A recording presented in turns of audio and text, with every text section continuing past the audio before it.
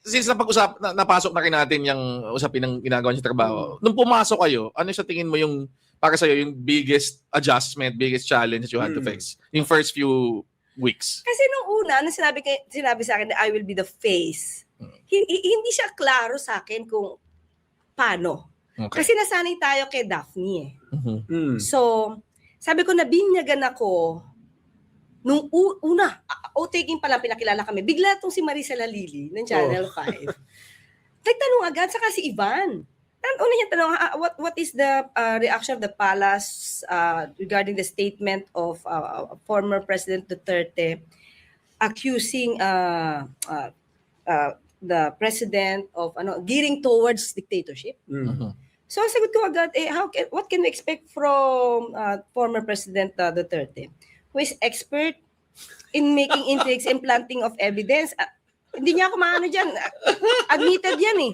Wait. So when you replace, the intention was to replace Daphne ba? Hindi eh. Parang hindi pareho na. So, pero ano yung klaseng work gagawin mo? Similar to Daphne or you were asked to be a spokesperson na? Okay. Hindi kasi ako spokesperson. Hindi. Hindi ako spokesperson. Okay. Pero yun na rin ang turing sa'yo, di ba? Pero kasi hindi ako spokesperson eh. So, ang mandate ko is to expound kung ano yung program ng Pangulo. Okay. Expound ko yan. Nagkaroon pa na additional. Kasi after taking, sinabi ng Pangulo, we have to fight fake news. Ito, may fake news yan. Okay, fake news. Yung ka naging famous kasi panay-away mo sa mga, panay-away sa'yo ng mga, tinatanong nila sa'yo yung mga DDS na mga Wala naman ako magagawa. Tinatanong nila, hindi sasagot naman tayo. Pero kasi I'd like to relate, Barry, kasi kayong talaga, this administration and during the time of Lenny, talagang bugbog kayo sa... Hindi, tsaka pareho kasi tayong time na ng social media. Yes. Iba talagang dimension ang na-add ng social media. Kaya nga, hindi ko ma-imagine what it feels like na ngayon, kayo yung nasa palasyo, na aside from yung ginagawa niyong media briefings, kailangan nyo harapin yung tanong ng media. Kailangan pa nyo mag-deal with yung online na Kasi ang atake. dami. Kasi ngayon, hindi lang sa dyaryo, hindi lang sa mainstream, pati yung atake ng SOCMED. Pinipick up ng media? Pinipick up. Yung iba, madami. Kahit na parang medyo bastos na yung they still ask you? Ito nga, sabi ko nung isang araw sa kanila, sabi ko, kung wala pang basihan, huwag niya nang dalhin sa palasyo. Correct. Kasi kayo yung mainstream. Hindi kayo yung dapat dapat kayo nangingibabaw eh. Kasi itong mga fake news to, tapos i-grab nyo, tapos itatanong nyo sa akin. Pero ang katwira kasi naman nila, kasi nagbo-viral, you have to answer. Pero di ba, sa akin, pero syempre love ko yung MPC, no? Love ko naman yung mga taga-media. Pero sa akin, di ba, kayo na ang magsabing fake news yan. Kasi if you know naman if it's fake news, so kayo na. Dapat, ito namang paglaban sa fake news, hindi lang naman palasyo or gobyerno. Correct. Lahat naman tayo dito dapat lumabas sa fake news. Di ba kayo nasi-stress, Yusek Claire, sa bashing, yung tuloy-tuloy? Hindi. Sila siguro na-stress. So nung pagpasok mo, hindi ka na shell shock sa mga banat sa'yo, mga bira sa'yo? Hindi. Kasi ganito yan. Pag inintindi ko sila, masisira yung isip ko eh. Okay. Hindi ako makakapagtrabaho na maayos at yun ang gusto nila. Bakit naman ibibigay sa kanila yung gusto nila? Hindi. Tsaka hindi, hasang-hasa kayo sa mga bakbakan eh. Okay pala maging litigation practice. Okay talaga. When I saw you, talagang ang tapang mo. Well, Is siguro... that the term word na nag-umpisa yung bardagulan? Di ata, start pa before. Dati pa. But still, it applies to the way the DDS and si Yusek Claire would talagang, he should answer the accusations and mga banat head-on eh. Dapat kasi may ebidensya naman ako. Siguro yun. Kasi di ba pag trial lawyer ka, sabi mo nga tapang-tapang ko, alam mo ba siguro mga 3 years pa lang ako sa practice, judge na yung minsan nakakadebate ko. So, pero ngayon syempre pagka medyo matagal ka na sa practice, medyo bumabait ka na ng konti. Pagka start ka pa lang, medyo nandun pa yung tapang mo eh. Pero may feeling kasi kaya kayo naging favorite na banggain kasi kayo yung unang sumasagot talaga eh. Correct. Tsaka sumasagot kayo in such a way na yung sa lingwahe ba na madaling maintindihan, madaling makarelate eh. Yeah, actually, siguro ang isa sa naging bentahe ko, kasi sabi ko, I have to deal and kumbaga give this news and yung answers ko in Tagalog. Tama. Yes. Tama. Kasi hindi maiintindihan, kasi nakita ko yung ibang mga press briefing eh. napaka-technical ng mga words. Tama. Sabi ko doon sa mga cabinet secretaries, mag-Tagalog kayo. Hindi yan maintindihan taong bayan kung puro kayo technical words tapos hindi maintindihan. So, kailangan sila mag-explain. So ngayon yung mga tao, kung makikita mo, nanonood na ng RTVM, nanonood na ng press briefing, nakita namin yung views tumataas kasi naiintindihan nila. Tama. That's the point eh. Asa yung not to mention yung banat mo, yung palaban. Ganun. Yun yung gusto rin ka. Actually, people love to see yung bangayan eh. At saka, di ba parang ngayon, ang isang na-learn ko din na lesson yan. Kasi, di ba, tayo, ang tendency natin before, hindi ka makikipag-away. Di ba? You stay above the... Pero ngayon kasi parang may expectation talaga na, lalo na kung lantarang fake news, talagang the only response is talagang i-call out mo. Remember yung kwento mo Yung sa hindi amin, totoo, yung pag fake news, hindi, malit lang yan, baliwala yan. Hindi ka na pwede magganyan, di ba? Sabi mo. Kasi kami, nung start ng term ni VP Lenny, ang attitude namin pag fake news, wala namang maniniwala dyan. Sobrang ridiculous na ano. Pero may naniniwala pag hindi mo sasagutin hindi mo i-call out. Totoo, kasi yung iba mga kababayan natin na hindi na sila nagiging mapanuri. I mean, hindi na sila nag-check, nagpa-fact check. Tapos yung algorithm nila, yun yung lagi nadidinig. Iisipin nila talaga, maniniwala. Totoo. Kaya importante nga talaga yung ginagawa nyo na correct agad, di ba? Sagutin ka agad dyan. At may resibo, di ba? May resibo. So how much time do you prepare for a press briefing? Alas 11 yung press briefing mo? Yes. Actually, gabi pa lang, titignan ko lang kung ano yung magba-viral. Kasi usually sa SOCMED, mas nakikita mo yung viral dyan. Tama. So, ina-expect ko matatanong to. Okay, tapos kapag sabihin ko sa mga kasama ko, paki-research nga to kasi gusto ko tama yung sagot ko. Right. So yan, pag pina-research ko yan, so meron akong palangga. Okay. Tapos alam ko din kung ano yung magba-viral, sinabi ni ganito, sinabi ni ganyan. Picturean mo? Kailangan ko ng picture. Diba? So, parang sa akin yata nag-start yun eh. Hindi kasi otherwise, hindi ko naman siya mapopost sa monitor. Kailangan ko na lang i-picture kasi alam ko malamang matatanong to. Alam ko matatanong to. And at the same time, tinatanong ko rin naman yung MPC. Ano ba issue nyo ngayon? Kasi let's say may issue sila about inflation. So I have to talk to Secretary Arce. Okay. Diba? Ano to? Kasi kahit naman tayo spokesperson, hindi natin alam lahat yan. Of course. Diba? So, kukunin ko lahat talaga, pati si Sec Sharon, lalo na nung nasa, kami, New York. Diba, iba ng oras? Tawag ako. Sabi ko, Sec, ano tayo dito? Ano nang info natin? Sasagot yun. Kahit umaga dito, umaga sa New York, gabi dito, sasagot yan. Tapos, saka si Sec Hans. Si Hans. Si Sec Hans. Kakdat. Yan. Sama ko sa saligan. Saligan siya? Oo, boss ko sa saligan niya. Oo. So yan, yung mga, lalo na kasi yun yung issue ng Middle East eh. Right. So yan, tawag ako.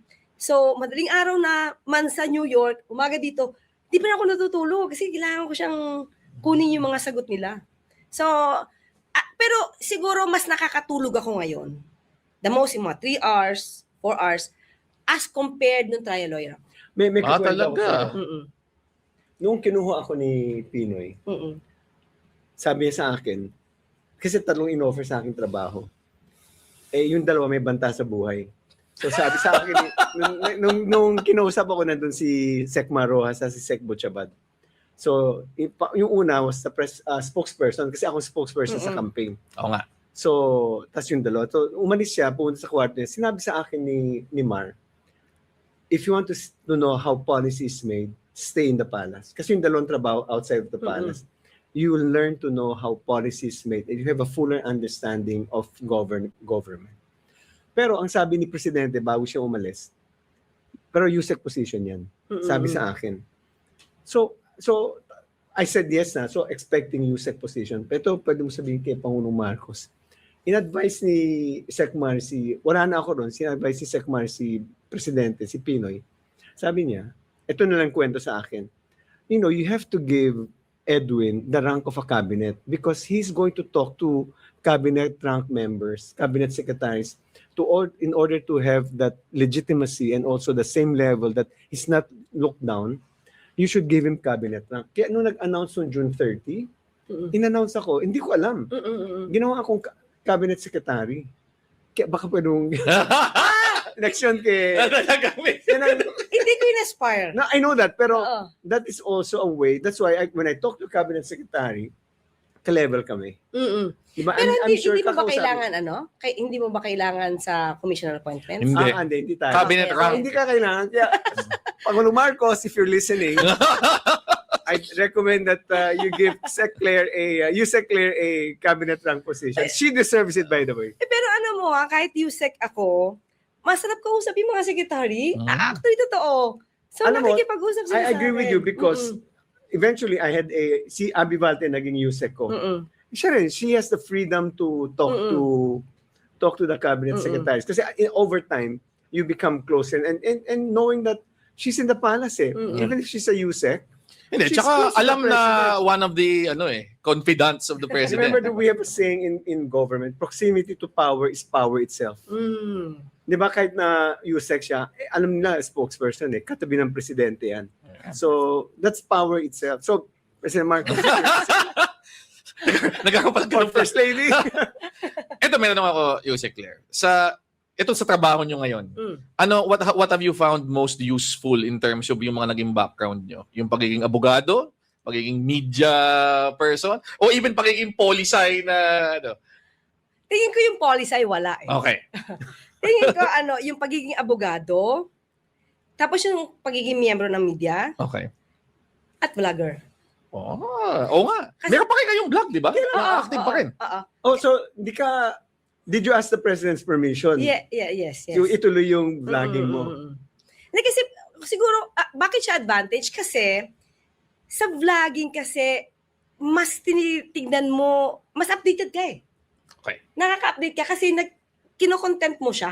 So nag-aaral ka talaga, tinitignan mo ano yung mga Oo. nangyayari. Saka tinitignan ko, bakit ganito, pati body language nung kino-content ko, ba't ganyan? So, na-analyze ko siya. Okay. Tapos at the same time, hahanap na ako ng, let's say, evidence kung ba't yun o dapat hindi yun. So, kumaga nakaka-research ka Okay. Mm-mm. Pero ilang araw yung vlogging mo? every night. Kaya Every nga, night? dapat nga ngayon Hindi, mababa. alam mo, sana kinonect natin, di ba? Para pwede rin live din sa... Wag na. After na lang. Para, Pero nasa vlog nyo, naglalabas kayo ng mga opinion nyo doon, di ba? Mga yes. Hindi lang kayo kinatawan ng Malacanang doon. Ay, hindi, syempre may What's that disclaimer. disclaimer? I've seen the Oo, disclaimer. tama. Mm. May disclaimer doon. So, paano nyo na-separate? Yung sinasabi nyo sa vlog and then yung sinasabi nyo in your official Kasi capacity. yung opinion ko naman talaga hindi naman nanggagaling sa Pangulo eh. May Okay. mga issues naman doon na hindi naman nanggagaling talaga sa Pangulo. I've seen her vlog. Ang tough niya talaga. Diretso, banat doon sa... Talaga, I see it, some of the, talagang banat talaga. Sometimes it's really nice to watch. So every night yan, how long? Minsan 30 minutes per live stream. And at the same time, nagpe-prepare ka na rin para sa press briefing mo, yung mga social media na mga... Yes, kasi pagkatapos ko, let's say matatapos ako 11:30 ng gabi. So titingin pa ako ng mga issues. At ito, yung asawa ko. Manager ko yung dating. Sabi ko, manager, sabi niya, meron sa'yo, i-content mo to. Kasi issue to. Supportive ba? Sabi ko, manager, tulog muna ako. Hindi, saka siya yung nag-feed. At yung insiders, siya ang nakadiscover. Talaga. Okay, thank you. Siya talaga. Yung 4 alas. Ang asawa ko mas magaling sa politika talaga. Mas magaling siya sa mga current events. At yung patungkol kay Sylvester Bello, Oo. yung pag-amin niya na killer, si dating Pangulong Duterte, dito yun eh. Mm. And I was able to use that. Okay. Yung interview na yun. Wala siya magagawa. Inamin niya yun. Mag-update lang ako. So, media being asked to evacuate na from the Senate premises. Wala na yung mga sundalo. No information yet about Senator Bato's whereabouts. Okay. Kung nandun pa siya o wala. And then si Secretary John Vic nag-usap na yata with the Senate President. And inag-order na siya na everyone to stand down. So mukhang meron ng katahimikan pansamantala. Okay, buti naman. At actually, mabuti walang nasaktan. Correct. Oo naman. Kasi, Diba? 'di ba? Pero 'di ba, kaya may imagine mo ba na aabot tayo sa puntong Magkakaroon ng putukan sa Senate of all Pero places. dapat malaman niya kung sino talaga. Actually, start. kasi yung dapat ang Diba? ano.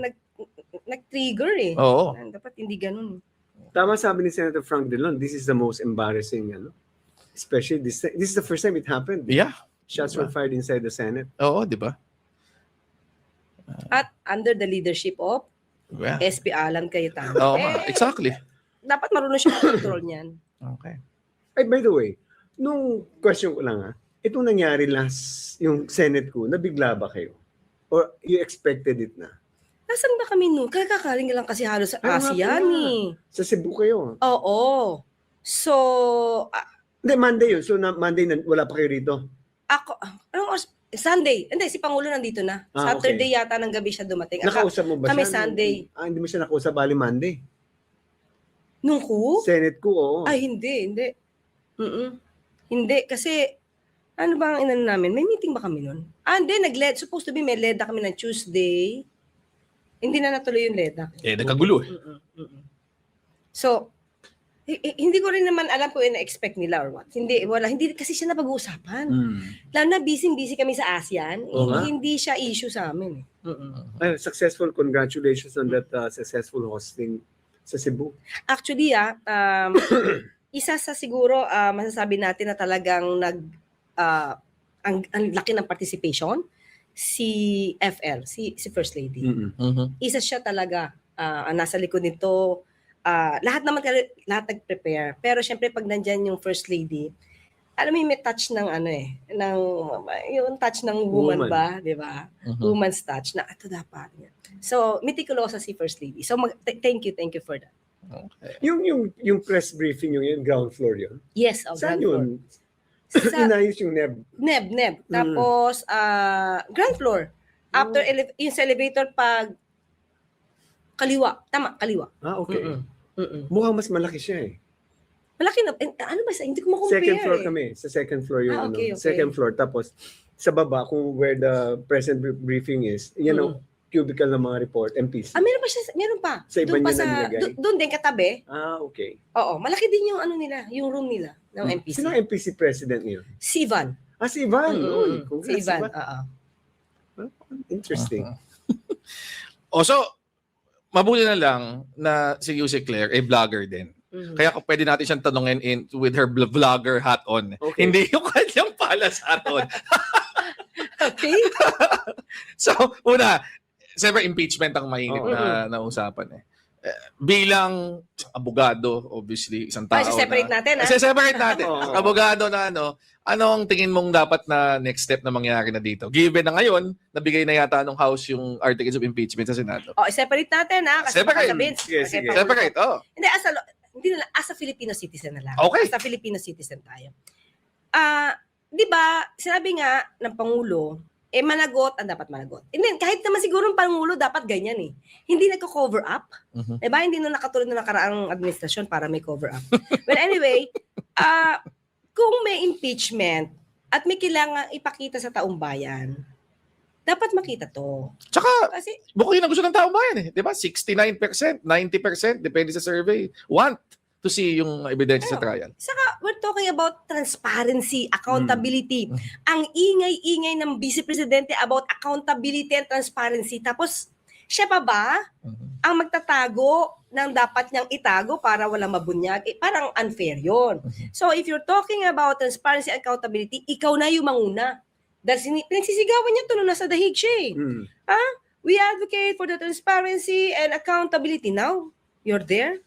Para all the technicalities in the world you will use para lang hindi mabuksan ang dapat na mabuksan. So, sa atin lang dapat wala munang kulay. Although sabihin natin it's a numbers game, but isipin muna natin tayo, dapat, taong bayan. Kung malinis, ito naman ang sabi ni Senator Robin, nadinig ko to, pero old video niya na to. Kung walang kasalanan, lumabas ka. Diba? Walang kasalanan. Andri, kasi meron, I don't know if you can still remember this. Meron kasi interview si Vice Presidente about the bank accounts. Right. And then sabi niya sa isang interview, pumunta na ako sa mga bangko na kung saan ako nakalista, pinuntahan ko sila isa-isa.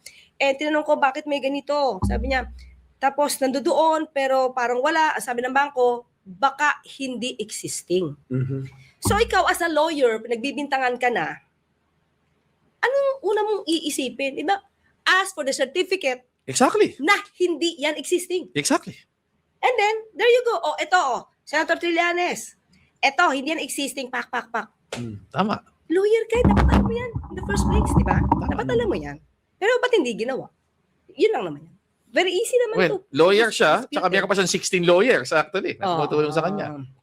Yes. Pero hindi yata siya naging trial lawyer eh. Hindi nga, mukhang hindi yata. O kaya, siguro kailangan niya ng 16 lawyer. Tanong ko lang, baka hindi kasi siya trial lawyer. Nakakasanta Baka lang, hindi. Ikaw nagsabi hindi eh. Hindi, alam ko hindi. Di ba baka nga kaya kailangan niya ng 16 lawyer?